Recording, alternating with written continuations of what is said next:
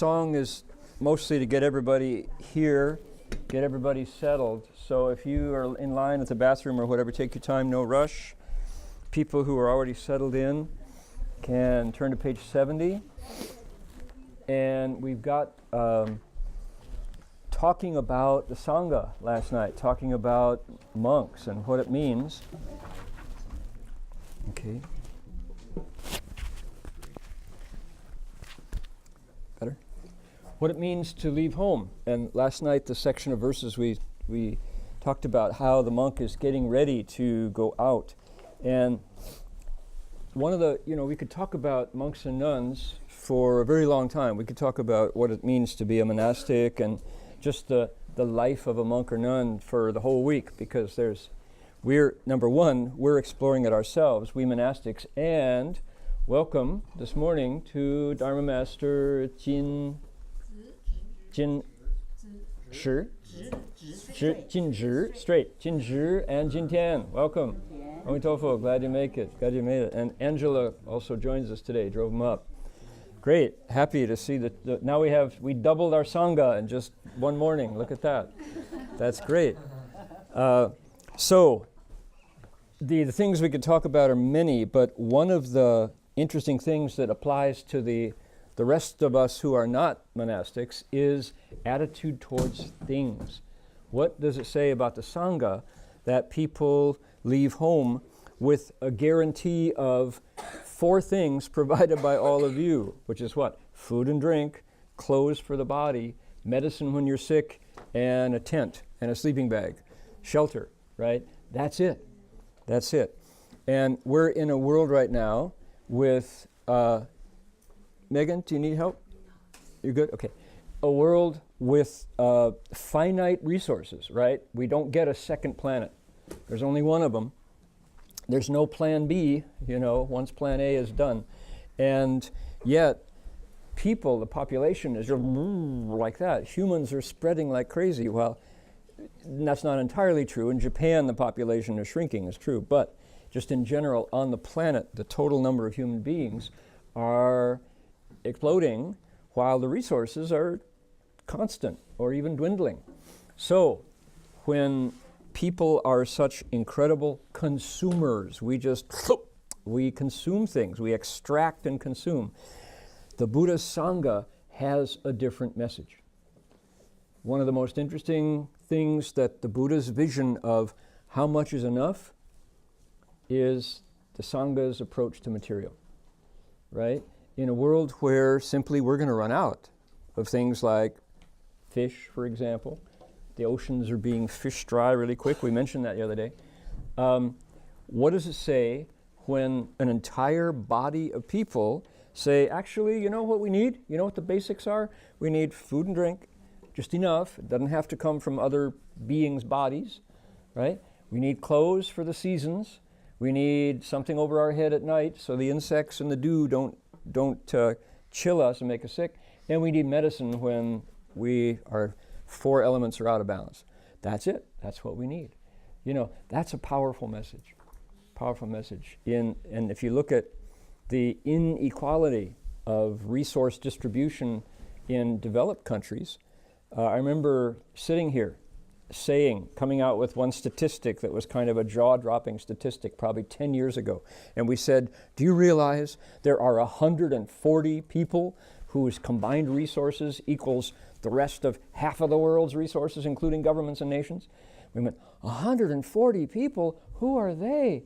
My goodness, what kind of a world where 140 people's assets are so much that half of the world equals it's now become 8 people, not 140. It continued. So resources are so poorly distributed that total wealth is now in the hands of fewer and fewer and fewer and fewer people, which is unsustainable. That will tip over, okay? And it'll stop working, as if it's working now. Okay, so radical view of what you need. What do I need? How much is need? And then, of course, how much is greed on the other side? Okay, page 70. Use it up. Wear it out. Make it do or do without. I own it. It owns me. Freedom in simplicity. Sir? So it's eight people own as much money as the rest of the world, or the rest of the just Half, the 50%. Half of the people. Half, including governments. Yeah, believe it or not. It's not just money. It's money and wealth. Wealth comes in all kinds, like stocks and things like that. So Bill Gates is still number one, right? In Mexico, Carlos Slim is a guy, and his money where's Carlos Slim's money from? It's from something funny like telephones, yeah. And just think of that. I mean, he's like, is that right? Is that the way it should be? So, they say the one who wins has the most stuff. But no matter what I had, it was never enough. There was always a new one. I was always behind. Another upgrade, but no peace of mind. Chorus, and this is your part, you go, use it up, wear it out, make it do or do without. I own it, it owns me. Freedom in simplicity. What is use it up, wear it out, make it do or do without? Anybody know? I don't think anybody, including Dave, is quite old enough. Doug might be old. I don't know. Doug's, yeah. I thought your grandma said it. That's my grandmother's generation mantra, right?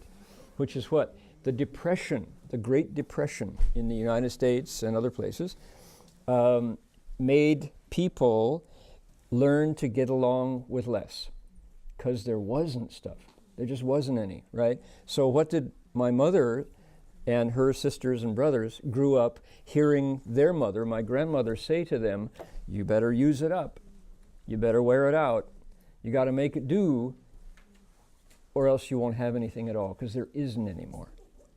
Okay, use it up, wear it out, make it do or do without. That's a mantra for survival when resources are scarce. Okay, so my mother is the youngest of a family of 5 kids. She grew up never having her own dress until she was 16. Everything she wore was a hand-me-down. You know the phrase, a hand-me-down, because it was handed down from her sisters, right? You just make it over. You know, you turn the hem out, inside out, so it looks kind of new, and stitch and stitch and stitch. And that was her clothes. That was my mother's clothes. When she was 16, finally, I think it was the prom or something in high school, she finally got her own first dress. What a big deal that was for her, you know. So use it up, make it out, wear it out, make it do or do without. How much is enough? Is it more than I need? The heart of contentment, poisoned by greed. My only satisfaction comes when I give my stuff away. Make yourself happy, let it go today. Use it up, wear it out, make it do or do without. I own it, it owns me. Freedom in simplicity. Then the last verse goes, earth, water, fire, and air, in every being, everywhere. A magic soul lives within whatever shape our body's in. We share this makeup, gone when we die and break up. All the stuff I buy and stash, a puff of wind and a heap of ash. Ew. That's maybe a little too much Buddha Dharma for people who just thought it was a song, right? Use it up, wear it out, make it do or do without. I own it, it owns me. Freedom in simplicity. So we can transmit that mantra to you today. Can we all do the chorus together? Here we go. Use it up, wear it out, make it do or do without. I own it, it owns me. Freedom in simplicity.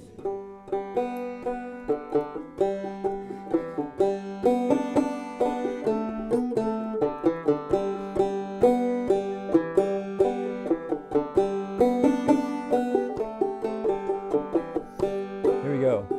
Use it up, wear it out, make it do or do without. I own it, it owns me. Freedom in simplicity. A little high, you gotta da-dee-dee. Oh, it's too early in the morning. All right. They say the one who wins has the most stuff. No matter what I had, it was never enough. There was always a new one. I was always behind. Another upgrade, but no peace of mind. Here we go. Use it up, wear it out, make it do or do without. I own it, it owns me. Freedom and simplicity. How much is enough? Is it more than I need? The heart of contentment, poisoned by greed. My only satisfaction comes when I give stuff away. Make yourself happy, let it go today. Use it up, wear it out, make it do or do without. I own it, it owns me. Freedom and simplicity.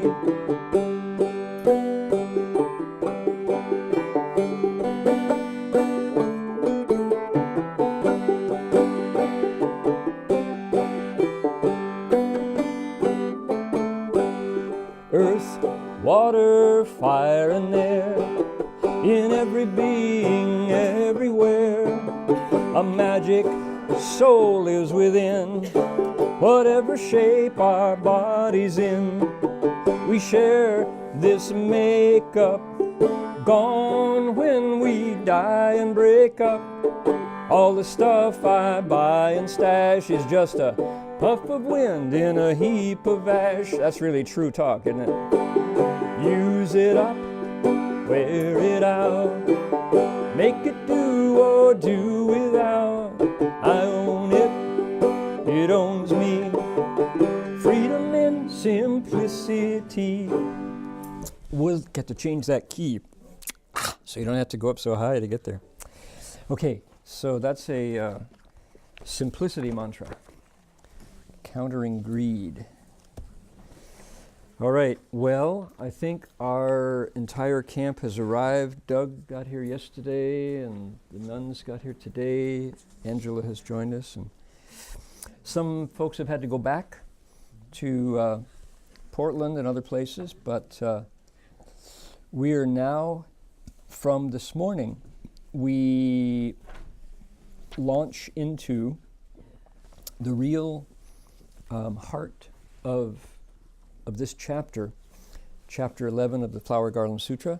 And if we could start with the first cover, open the cover and start on the first page with Namo Fundamental Teacher Shakyamuni Buddha, and then the verse for opening the sutra. Here we go.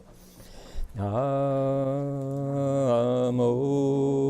Fundamental Teacher Shakyamuni Buddha.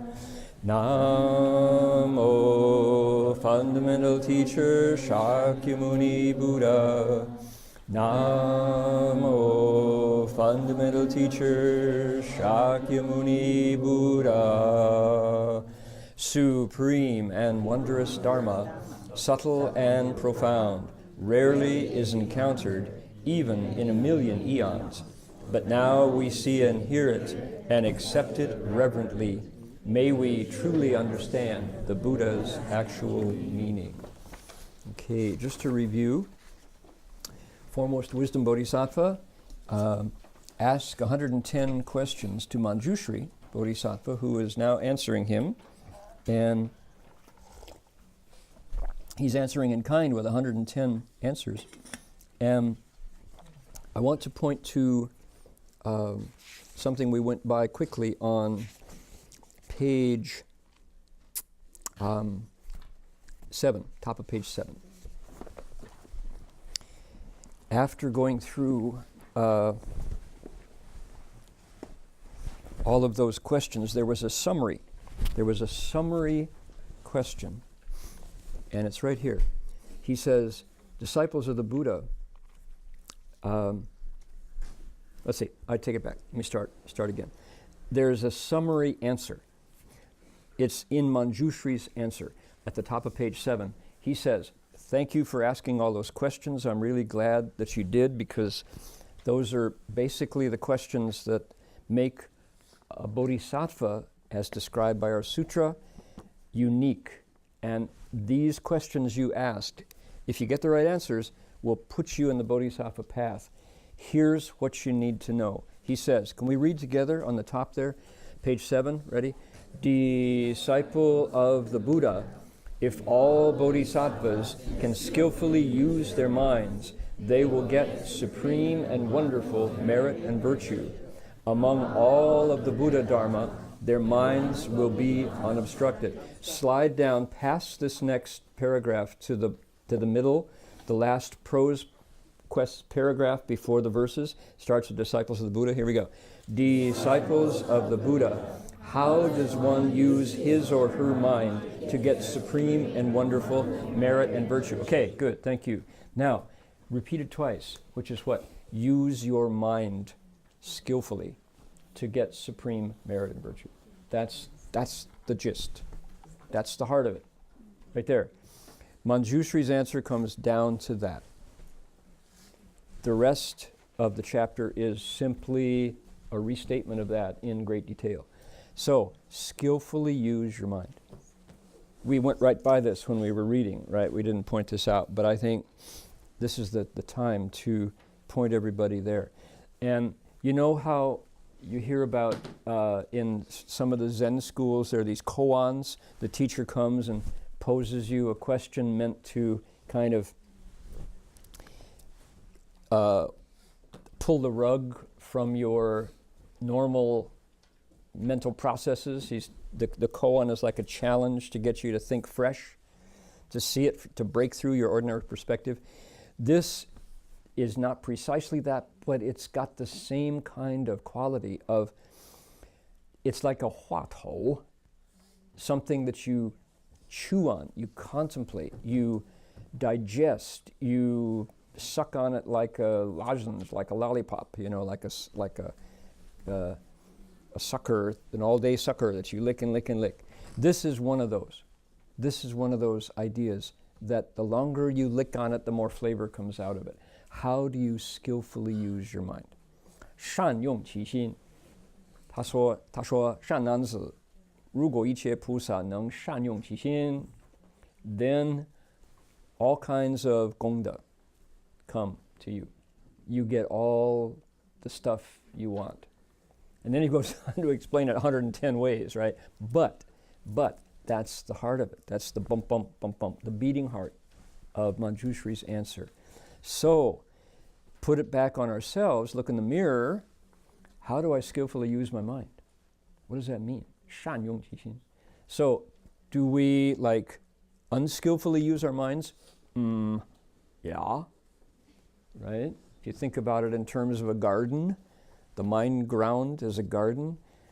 If you unskillfully use your mind, your garden's got weeds in it, and you just let it go.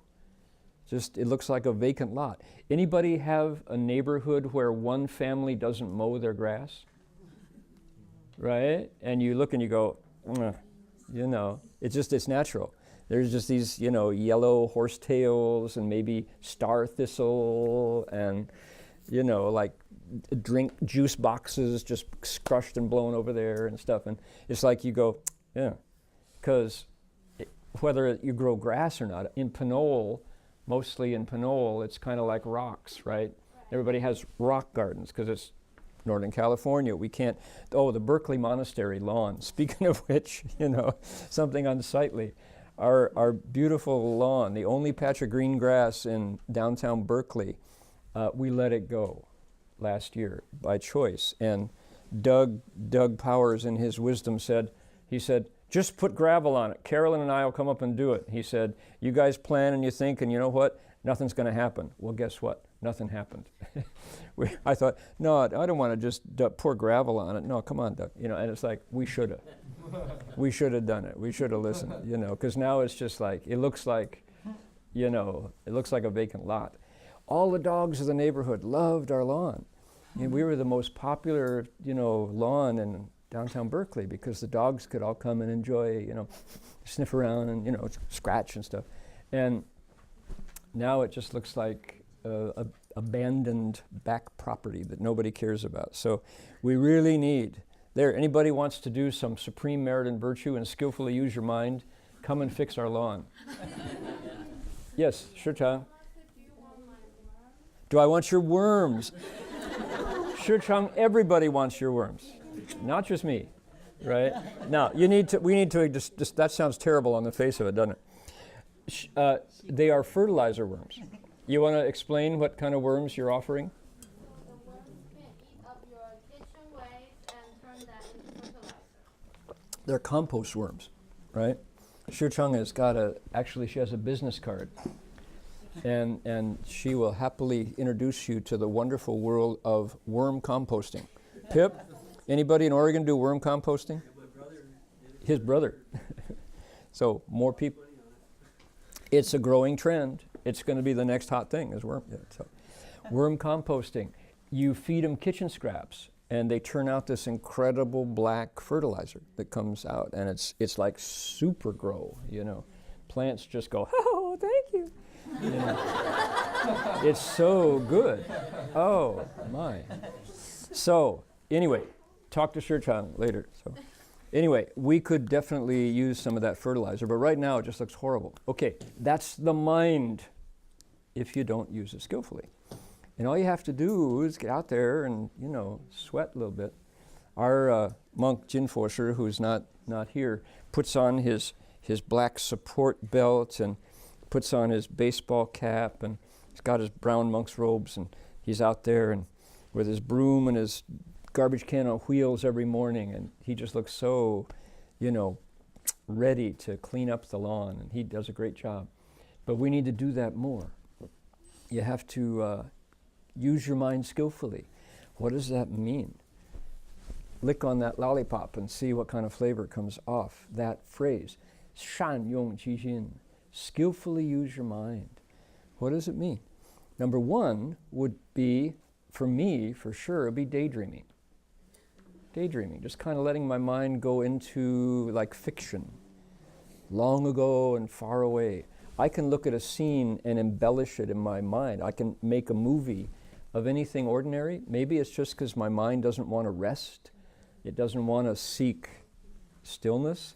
So I'm in there writing a play, and I've got things happening, and usually it's a disaster, something goes wrong, and I can be driving down the freeway or riding in the passenger seat, and I can see a car swerving and how it'll tumble, and the glass breaks, and then I shake my head and realize totally me. It's just my mind just unskillfully using a situation to prepare for the worst, getting ready for when things can go wrong. So you protect everybody, and that's not skillfully using your mind. That's one thing, is idle false thinking. What else? We get afflicted, right? We hear the tone of voice of our significant other or our family members, and just the sound of their voice irritates us. Why? Overfamiliar, right? So it's just irritating to hear somebody, and this is your loved ones, or your kids. Moms get so used to 管他们的孩子, so used to just, correcting the kids' every move, that all the kid has to do is like reach for the salt, and mom is like, on them. And that's not skillfully using your mind, right? I mean, you can write a million stories. I'm just giving you some suggestions. But what does it mean to skillfully use your mind? One example would be when a bodhisattva lives as a householder, he thinks, may all beings recognize the vanity of the householder's life and avoid its oppression. That's called skillfully using your mind. Okay? If a radio station is beaming a program out, that's what's on the channel, right? It's not receiving news from the Dharma realm, it's sending out news. If my mind is engaged in a wholesome wish, may all living beings, it's busy. It's being used for the good, for the beneficial. I don't have time to look at the highway and fantasize an auto accident, which is unskillful, unwholesome. It's just idle daydreaming, and negative to boot, right? So that's the difference between skillfully using and not skillful and unskillfully. All of these, every page we have here, is the bodhisattva preventing his or her mind from wandering into weeds on the unmowed front lawn, right? Or the, gone to ruin front lawn. Crabgrass and star thistle and trash, So that's the difference. All of these vows are what you do to skillfully use your mind. Now, you have to work. There's effort involved. You have to actually do the transference. How many times at the end of a lecture at CTDB, those of you who live there, when it's time to go, Yan Yi Tsu Gong Da, you just kind of go, well, it's over. You don't think, oh, I transfer my merit and virtue with the wish that. And so it's what? It's a missed opportunity. It's a chance that you had to use your mind well that we didn't pick, because why? Nobody pointed out that you actually do it. You actually do it. It's so kind of automatic that I will have lectured the 10 Transferences chapter on a Sunday night at CTDB, and I think, okay, well, let's transfer the merit, and I go down to the Wayno stand, and recently I've taken to going, okay, how many of you have just made that wish now? What are you talking about, Dharma? Transfer, yes, okay. I transfer my merit with, and just right there, after having been exhorted for 90 minutes with the actual sutra's description of to actually put it into practice, we have to, I guess there's a resistance, and it's just not a habit yet, unless it is. Maybe some of you, I won't be able to see it if you're doing it. Maybe you're quietly already transferred magnificently, And interestingly enough, these are kind of, we get the bare bones of one bodhisattva's version of transference. There are as many ways to transfer merit as there are thoughts in the mind. And as the 10 Transferences chapter, which is a different chapter than this one, same sutra, same practice of transferring, it gets more and more subtle and refined as you go from transference 1, 2, 3, up to 10. We're now at 6, and we've been on 6 for about 2 years now, because I travel a lot. But the bodhisattva's ability to transfer in the 6th transference compared to the 1st transference is amazing. Why? You get better at it. The more you do it, the more you're able to do it. The mind of the bodhisattva at transference 6 is like strong. He's got these transference muscles. And it's magnificent to watch how the mind goes out into, a situation arises. And the 10 Transferences chapter is built exactly like this, which is to say, he comes into a situation and then he takes the opportunity to transfer according to the theme of the situation. And he'll say, may all living beings meet the situation and turn their thoughts to Bodhi. May they recognize that here is an opportunity to take beings out of suffering, to make the pain go away. And he does that, so it's really wonderful to watch. Okay, there we go, theory. Now let's get into practice of it. From, let's see, we went through the leaving home part, right? Then we went through the meditation part, right? The verses dedicated to meditation. Then, last night, we got to the part on personal hygiene. That's kind of the word that we use. Just getting body ready to go out and do what? To receive alms. Bodhisattva's going out with his bowl and his tin staff, interestingly, to get alms. And last night we talked about the possibility of alms gathering in Ukiah, City of 10,000 Buddhas, or Berkeley. Can you imagine the monks walking down McKinley Avenue with their bowls? Bigger bowls. We want bigger bowls. The ones we have now, not going to hold more than like 3 apples, 4 apples, and then it's full. So there will be a section coming up in tomorrow evenings about the specifics of receiving alms. But today, what's going on today? If you can turn to page 14.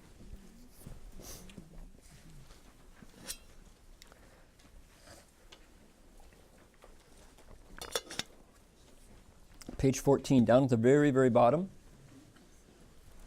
taking the tin staff, followed by taking up the bowl. The Bodhisattva's on her way, out the door.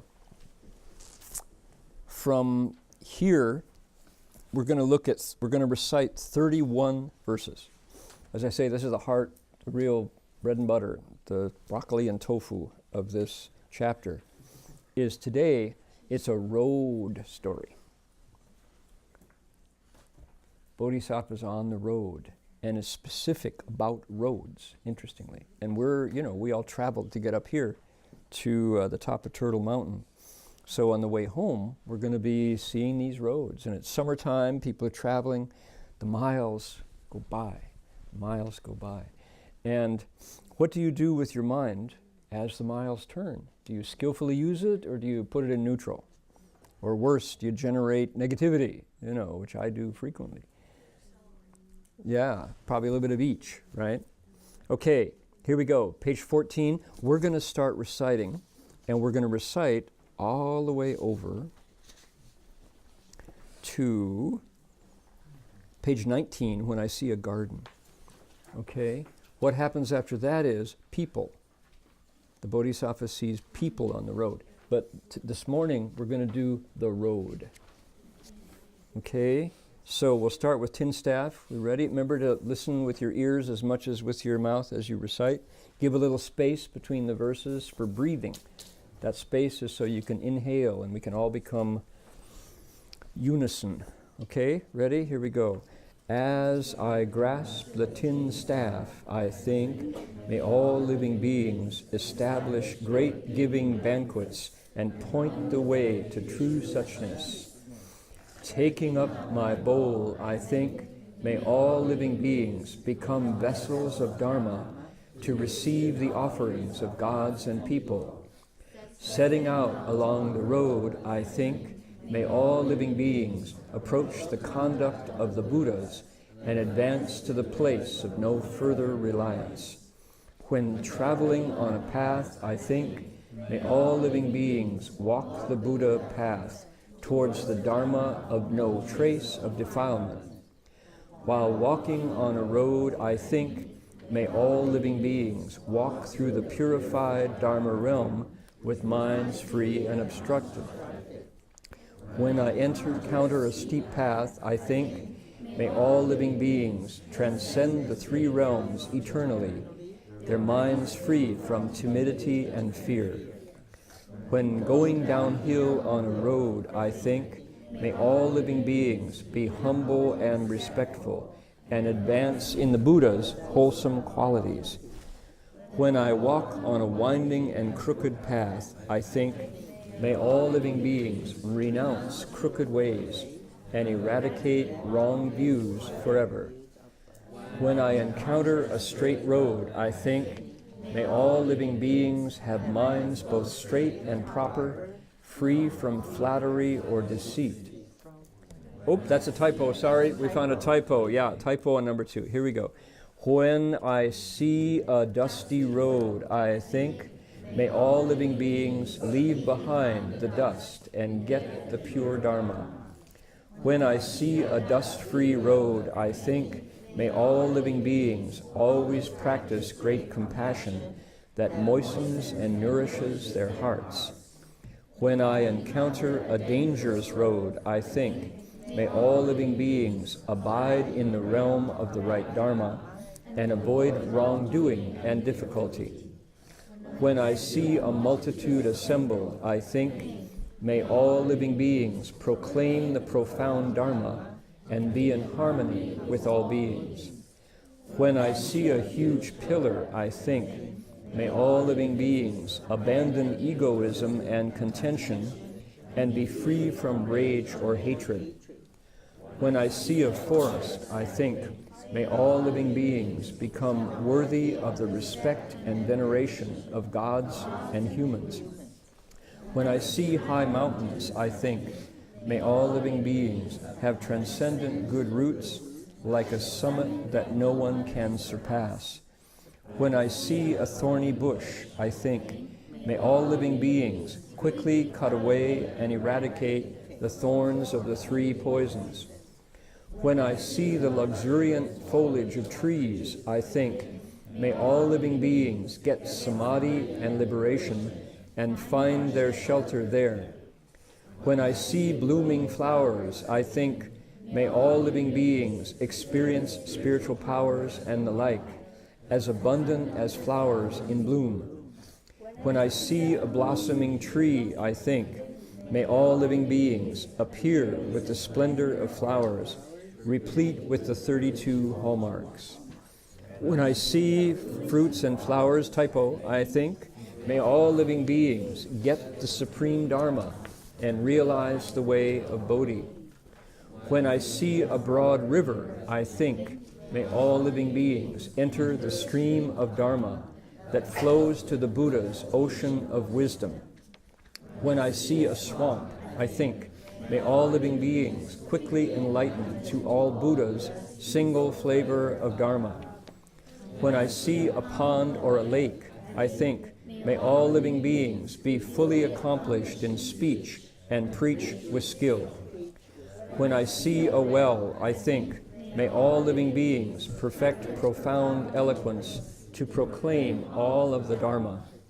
When I see a bubbling spring, I think, may all living beings increase and grow in skillful means, and may their wholesome qualities be inexhaustible. When I see a bridge crossing, I think, may all living beings carry all across to freedom, just the way a bridge does. When I see flowing water, I think, may all living beings aspire to wholeness and wash off the filth of delusion. When I see a person cultivate a garden, I think, may all living beings crop out the weeds of craving from the garden of the 5 desires. When I see a tranquil forest, I think, may all living beings leave behind forever all greed and longing and experience no grief and terror. Last one. When I see a garden, I think, may all living beings diligently cultivate every practice that approaches the Buddha's Bodhi. Okay, thank you for that. Let's take a look now. We'll start on the surface and gradually go deeper into these principles. So what do we start with? Tin staff and bowl. The Bodhisattva takes up his or her essentials. What do you walk with if you're a Bodhisattva monk in training, according to the text? You take a tin staff. Why? Why would you take a tin staff? Everybody knows what a tin staff is? It's you know that thing, you see it, and if you took the Bodhisattva precepts, you touched it, right? Do we have one? Are you Earth Store? Yeah. Earth Store's got one right here behind us. The one. That's the tin staff. Shijang. There you go. Shijang. Huh? There it is. Okay, that's a tin staff. Why do you take it? It's got 6 rings on it. And when you walk, you go chink, chink. Yes, so that critters get out of the way. No, so you're advertising. Monk is here, give me food, clink, you know. I'm hungry, clink. Not exactly, but I'm looking at a little brown bunny rabbit. This is our local bunny rabbit who comes out in the morning, and it looks like every other little bunny rabbit, but he's out there. And if I come along with my tin staff and go clink, that bunny rabbit goes or boing, boing, you know, to get out of the way so you don't step on them, you don't hurt them. It's a warning to the critters with small bodies that you with your big clumsy bodies coming along and get out of the way. That's a real deal. In India particularly, where during heavy rains, lots of beings wash up out of the ground, you can step on them and squash them, and you're defeating the purpose of your precepts. So it's a warning to animals that you're coming. Now, Omar's comment is not off base, because in Japan, when you go what's called takuhatsu, I did this in 1969 with a big round straw hat that goes all the way around, and these incredibly cruel, painful, sharp-edged grass sandals that cut your toes. And it's like, this can't be the best technology, you know. And you come back with bloody feet. I don't never quite got that. But anyway, you go out and you go, ho, to tell the people you're there. Because Japanese houses are behind walls, pretty much. So in the Zen world of Antaiji, they did exactly that. They went out and announced that they were there with their, you know, and it wasn't a staff, it was bamboo. It wasn't made of tin, it was a bamboo staff, and you walked with it. The hats, they cover your face, because the hats are like down here. So the lay people can't go to the individual monk and go, oh, good morning, Bante, you know, here you are. They don't get to pick favorites, you know. So that was the purpose. It becomes anonymous. You're only planting fields of blessings. But interestingly enough, the bowls the Japanese monks took were tiny, suitable only for holding money. They were after money, not food. And they were particularly going out from, the bowls are this big. And they can hold, you know, yen, Japanese money. Interesting how every culture changes it, right? Okay, so goes out with his staff and his bowl. Now, setting out on the road, traveling on a path, walking on a road. Anybody recognize that verse from? Yes, 5 points. Who said that? Okay, the T-shirt. 5 points. 5 points for the correct answer. There you go. Yep, you read your T-shirt, right? When walking on a road, I think, may all living beings travel the purified Dharma realm with minds free and unobstructed. We selected that one for the T-shirt as being kind of a thematic verse here. Okay, steep path. In other words, going up, steep. Okay, going downhill. What happens? You go downhill, something comes to mind. You pray. You send a prayer out. Okay? When I walk on a winding and crooked path, now the road is not up, it's not down, it's twisty. What do? You use that opportunity to skillfully use your mind. Shanyong Jijin, sending out a prayer. Okay? You use your mind well. You broadcast a wholesome program. Straight road, dusty road, a dust-free road. Check it out. So when I see a dusty road, the Bodhisattva says, may all beings leave the dust and get the pure Dharma. So you just incorporate every circumstance as an opportunity to not false think. You know, people familiar with that word? Wang xiang, false thinking, right? What's a false thought? Well, that implies there are true thoughts. And so we would say, Shifu, what's a true thought? And he would say the first thought. So what's the first thought? It's the one that doesn't come with the baggage of preferences. What are preferences? I like that. Oh, I hate that. Those are preferences, right? That's the false thought. The first thought is the mind's default position, just the way the eye has the first sight, the ear has the first sound, the tongue, the nose, the body have their first sense impact. The mind has a kind of a neutral thought, which is you're alive. So of course your mind is working. It's not that at some point the Buddha wants you to stop your mind. That's dead. Sixth Patriarch challenges one monk who comes up and says, I have no thoughts, says the Bhikshu Wolun. Sixth Patriarch's answer was, well, I got thoughts all the time. You know, so you have that first thought.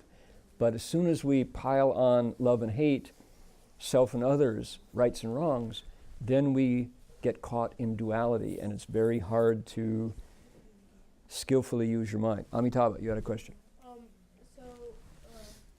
If the road is both dusty and straight, then would you say both of them? Could. That would be creative. Yeah, why not? These are suggestions. You know, you're going to meet with every step you take a different circumstance, and the point is to take what you meet and turn it into a wholesome thought. You know.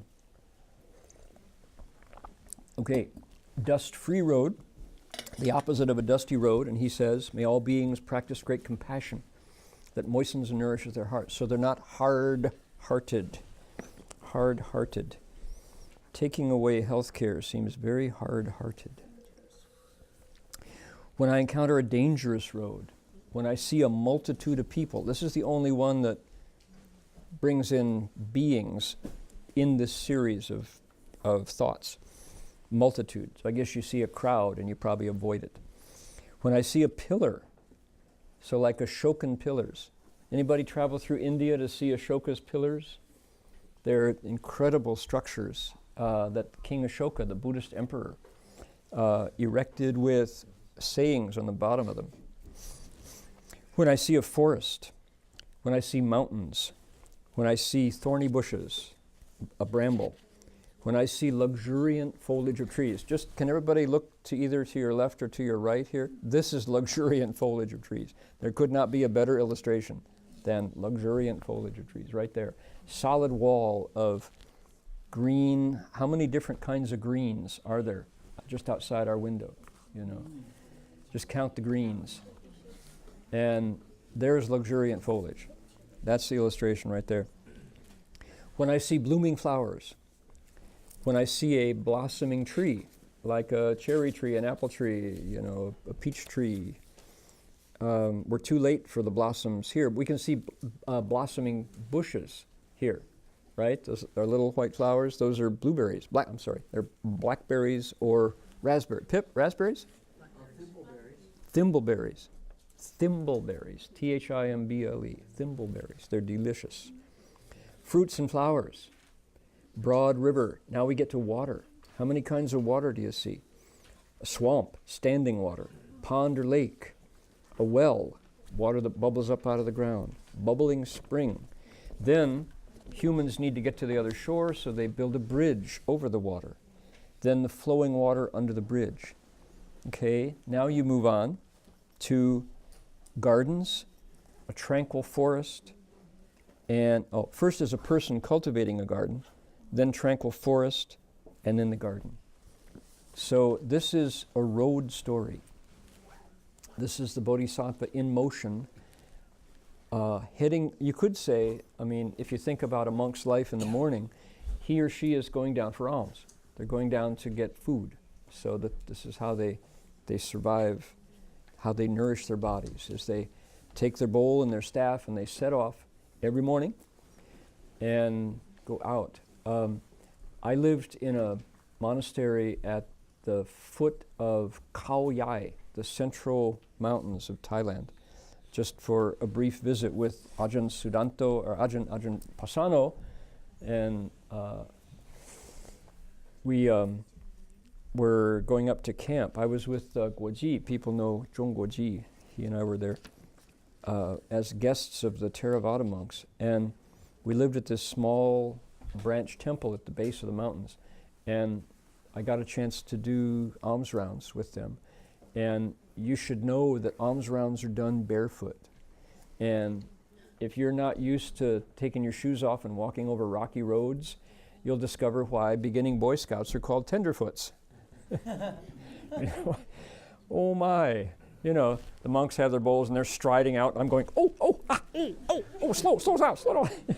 There's rocks and twigs and stones and, you know, and I'm like, just going like this. And of course, I'm a senior monk, and so the monks behind me are going,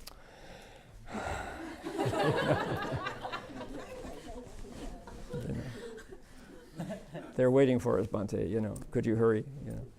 So it's the sun has not yet risen. It's dew everywhere, and you're going through the fields, heading for the village. And the village is over there, about half a mile. So the monks are, you know, and there's all kinds of technology that you need. You need to, the bowl has to be held just right on your hip, and they, you know, notice this. Talk about technology. Here we go. This is very helpful technology. That's a clip, and what it does is this thing gives me a hand back. If I didn't have that, I would be walking like this, like the Theravada monks. What happens as soon as you do that? Your robe goes flip, flip, flip, flip, flip, flip. And then you're standing there in a pile of cloth, you know, Excuse me, let's wait a minute while I wrap up again, you know. So Master Hua gave us, he actually gave us the shortened sleeve robe. And this device allows me to use my left hand, thank you very much, for things. So Theravada monks are out there one-handed because their other hand is holding their robe. They don't have these clips. That's not government issue. It's not GI style. So you can't, you have to hold it. So, and they're walking and walking, barefoot with their bowls, and they're wrapped up. They've been doing it for 2,600 years, so they've got it down now. And it's a very efficient system. And you go to the edge of the village, and the first thing that happens is the dogs pick you up. Bark, bark, bark, bark, bark. Okay, the monks must be coming. We hear the dogs. So out from the houses come usually, almost always it's the mom, but often the dad. And the mom is often holding a baby. And there'll be little ones here. And so the monks do not talk, right? They don't talk, and there's no touching at all. And so the first monk, now if it's Ajahn Pasano, because he knows the names and the stories of all these people in every house, he'll say, Sawadi Kap, good morning, and he's okay because he's the chief monk. He'll greet them, and then he lifts the lid of his bowl, and the mom will put the rice paddle in the hand of the youngest child, a baby, sometimes a year old, and they'll put some rice on it and hold the baby's hand while the baby puts the rice in the monk's bowl. So from age 1, these children are in the habit of making offerings to monks. They know this is a good thing. They see their parents do it, I'll do it too. The parents hold their hands to do it. They're already at age 1 recognizing this is a good thing to do, right? And then he'll close his bowl, and next monk, and then plunk like that. Then they'll put a plastic bag of assorted vegetables and in each monk's, and they've got it all prepared with a special silver rice bowl that's used only for offering to the monks. And this is before they get out in the fields and work, or get on their tuk-tuk and drive into town. So you go to all the houses, and the dogs are there wagging their tails and sniffing, and all the monks get food, and then they go to the next village. And then you cover up your bowl and you walk tiptoe back to the monastery, take all the food and dump it out on the counter. Separate the rice from the vegetables and the fruits from the spices and all. And the kitchen will heat it up and prepare it. So it's not that you eat what you got, and if you didn't get anything, you don't eat. It's not like that. It's that you share all the offerings that were made, and then the monks wash their feet and straighten up their robes, and then go sit in a line in the sala, which is also the meditation hall. And then the lay people, some of the lay people follow the monks back to the monastery. This would be an uncle who's out of work, or a younger sister who has the time. They'll come to the monastery and present the food to the monks, and the trays pass down from the senior monk to the juniors, and then everybody, Sado Nan, they, Gong Yang Ching Jing, the Thai equivalent or Pali equivalent of the Lin Zai Yi, and then you eat, and that's how it's done. And it's very interesting because there's lots and lots and lots of work going on in the mind of the monastic as this simple process of eating is going on. The monk is, with the first bite, with the second bite, with the third bite, this offering of the faithful, the fruit of work, you're contemplating that as you go, as you eat, and transferring the merit, you're, thinking about what you're going to say because it's your turn to do the Dharma talk. And Douglas, would you do today's Dharma talk after lunch? Oh, wait. I shouldn't have said that. We have 2 nuns here. We had agreed yesterday that you were going to be talk number 4. Sorry, no, you got to shave your head first, Doug. Would one of you give today's Dharma talk? Sure. Could you? Maybe, Jin Tian Sure, you've seen us do it before. So I don't know if Jin Sure, have you? I did before. You're ready? Could you do it today? Jin Tian? Sure, on the fun. Short notice. Would that be okay? 自我介绍一下. You introduce yourself and say, okay, good. Then, Doug, you can do like Friday? Okay, good, all right. With hair. So. All right. So that's what they do. They're thinking about what they're going to say, you know, and there's lots and lots and lots of aspects to the simple matter of eating. The younger monks, when the meal is over, take the bowls of the elders and wash them for them.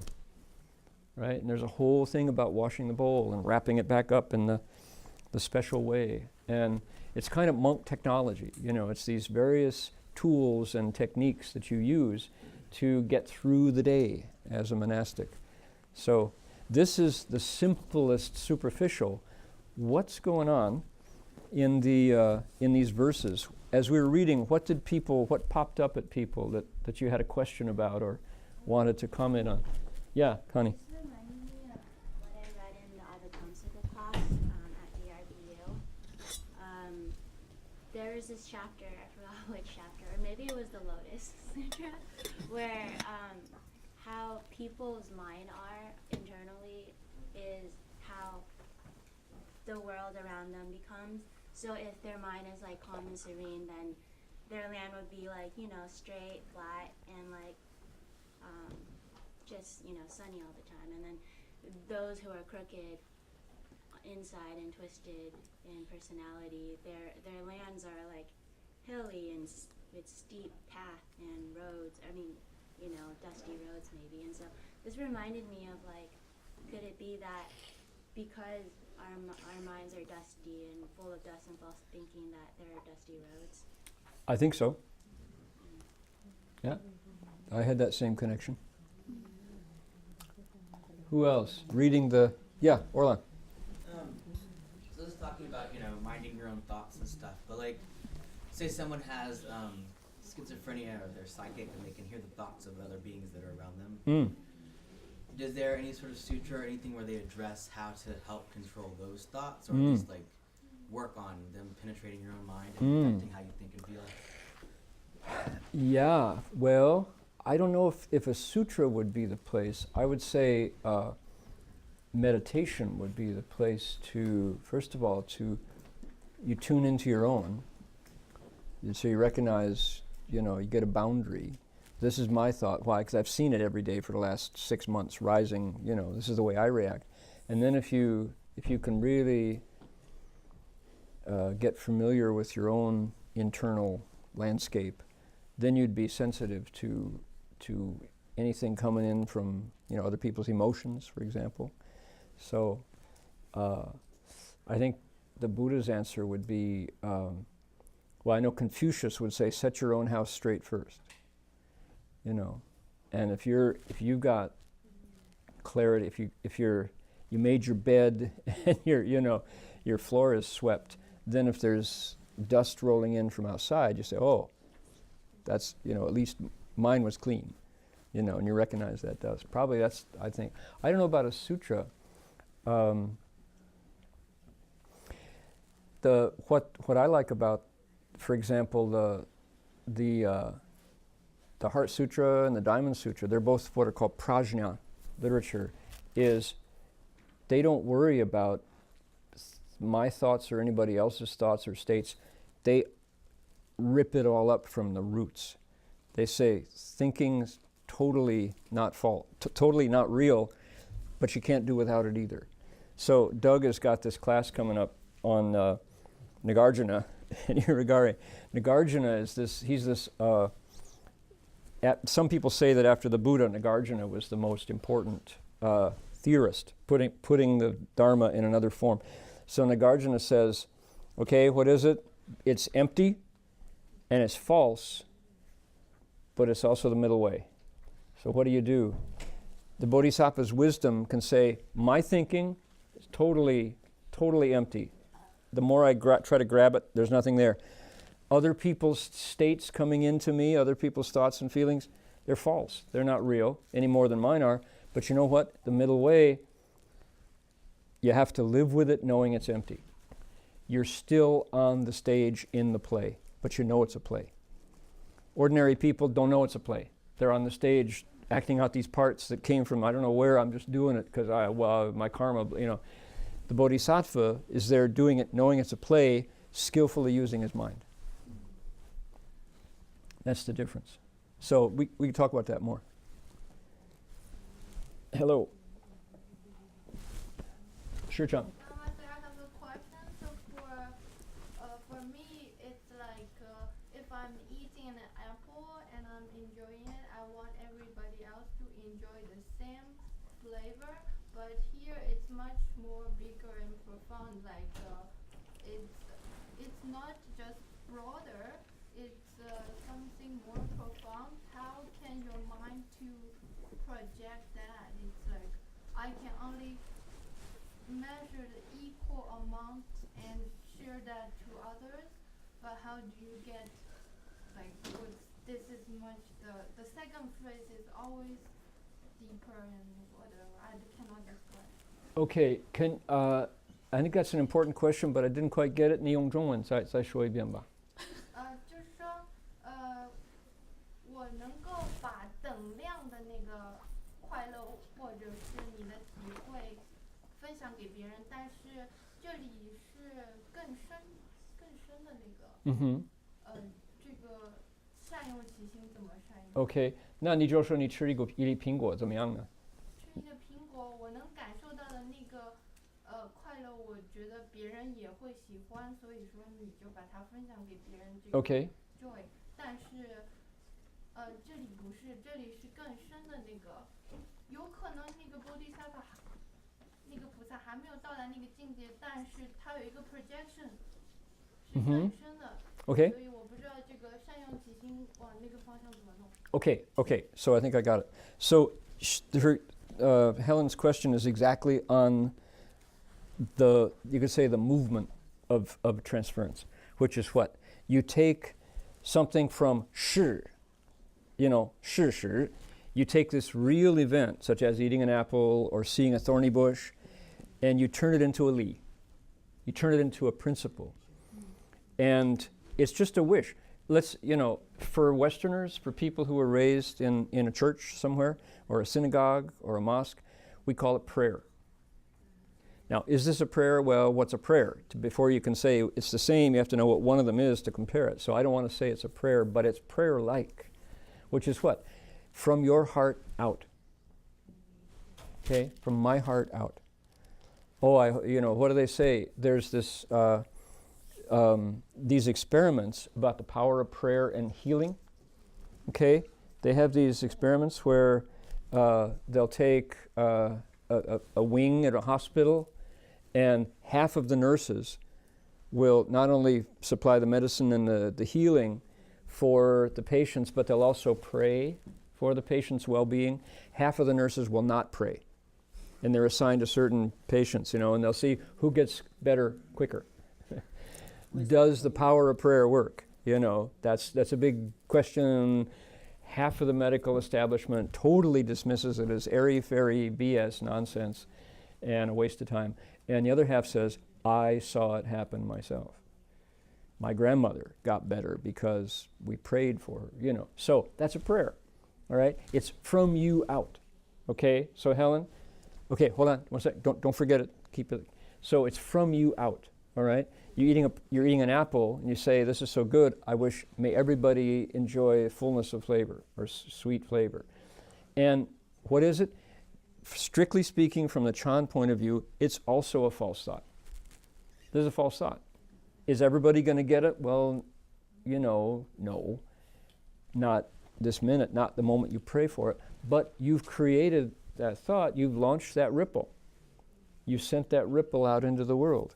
And in an ideal world, maybe living beings could get the apple flavor and really enjoy the sweetness the way you did. In any case, you're using your mind in that way. This is an exercise. You're doing push-ups. You're doing bodhisattva push-ups to exercise your bodhisattva muscles. Our founder, Venerable Master Hua, he made the vow that he want to eat one meal for his life. This is her prayers, and you can see he start from himself. Mm-hmm. He want to transform himself internally and influence, impact to others. because he see the world is so a lot of people starving and shortage of the natural resource, and this is his mind. He want to make the effort, the resource. That you can see the impact. Right, Yeah. right. In the people know ServiceSpace, the group that we work with a lot, they call it ripples, ripple effect. So perfect example, Master Hua sees that his fellow countrymen and women are suffering a lot during the war. So what does he do? He says, "Oh, they're hungry. He's got a large frame, large person. I can eat 9 bowls of rice, 3 per meal every meal, 3 bowls of rice every meal." And so he says, "I bet I can get by on 3. And the 6 bowls of rice that I don't eat, at least I haven't consumed them. They're still there. Although it's not direct, I can indirectly leave them for my fellow countrymen. I can do that much," right? So that simple thought rippled down to where the monastics at City of 10,000 Buddhas follow him. So here's, hundreds of people who do the same thing, not under the same circumstances, but that ripple of what you could say sacrifice, or you could just say generosity, is inspiring. And so on that inspiration, I've eaten 1 meal a day for 41 years and I'm not dead, you'll notice. Someday I will die, but I survived. And, when I go to meditate, I don't have all that food inside. And I'm not saying I'm a model by any means. People think I'm too skinny, they say, "You don't look healthy." But, actually, the inner experience of eating 1 meal a day is a feeling of lightness. A feeling of your body doesn't, we monastics at CTTB and the branches work very hard, for hours and hours a day, powered by vegetables. We are organic. Our gas tank is completely organic, So how interesting. And that all came from Master Hua saying, even though I can't directly put food in their hands, at least indirectly I didn't eat it myself. Just perfect example of that ripple going out and going out. So we got 5 minutes before it's time to move our bodies. And I think the one interesting point here, again, I want to refer to ServiceSpace, our friends.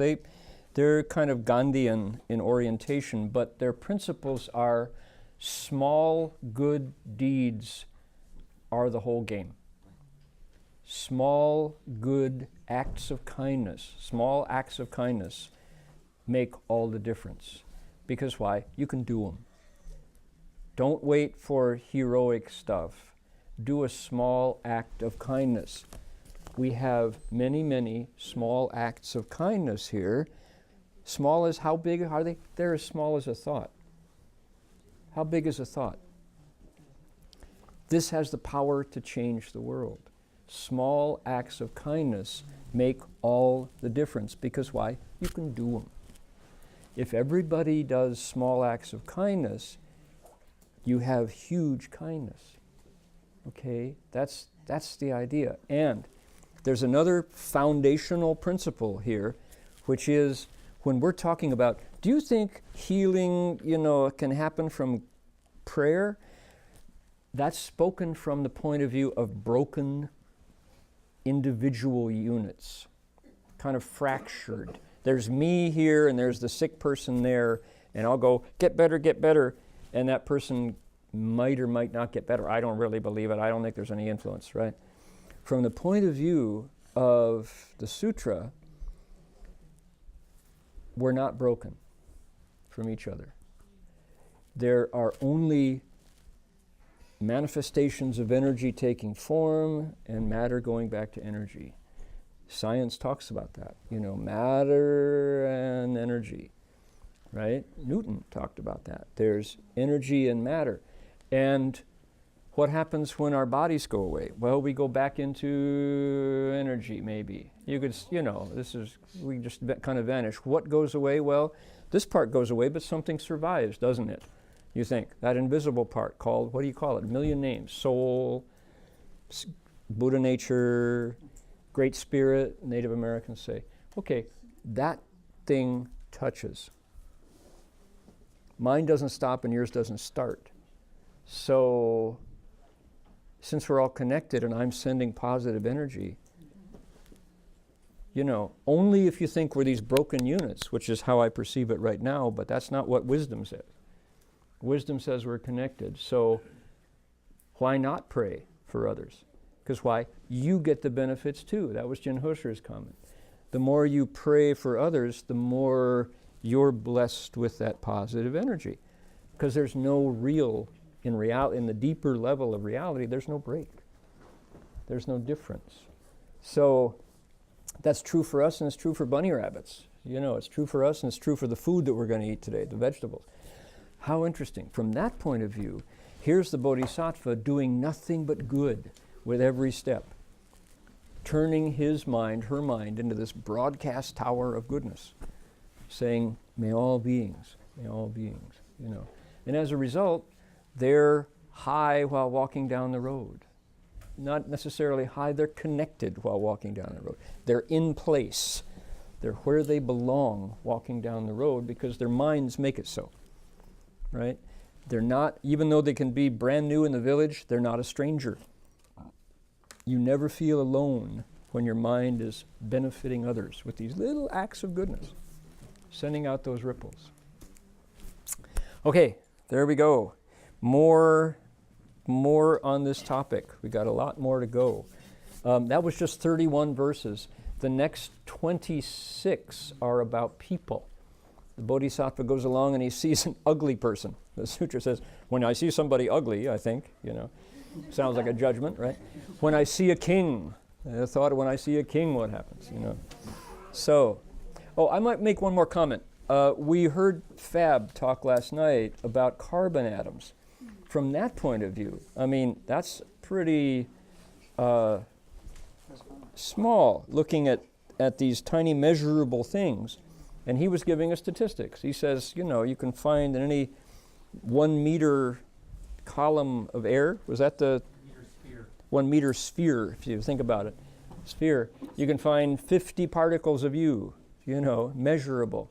So where's the break? We're totally the same as the stars, as the plants. No different.